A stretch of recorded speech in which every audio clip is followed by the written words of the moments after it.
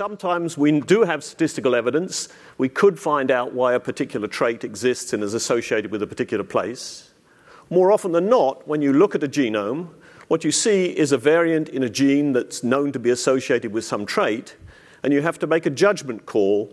Is that likely to be a variant which affects the function of the gene?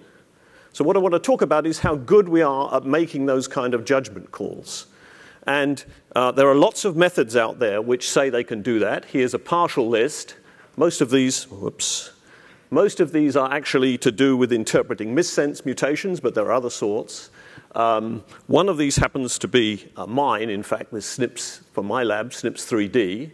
If you go and read our literature, all of us, you'll find we very carefully benchmark these methods.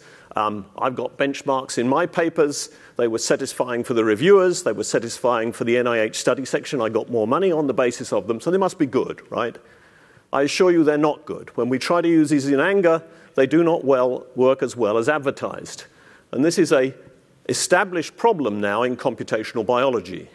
In experimental biology, there's been about 200 years in which we've evolved a wonderful institution, which if you get something published, it's usually right. Sometimes it's wrong, but it's usually right.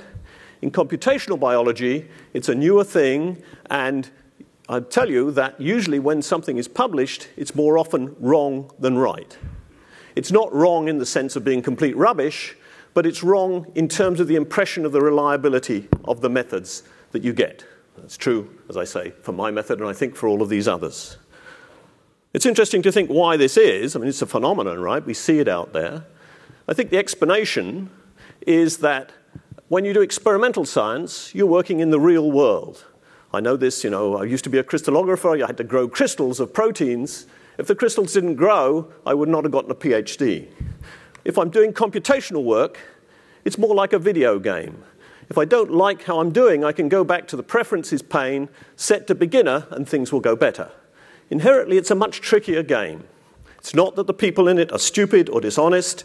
It's that it's a different game, and we need different ways from the established ways of knowing how well we're doing.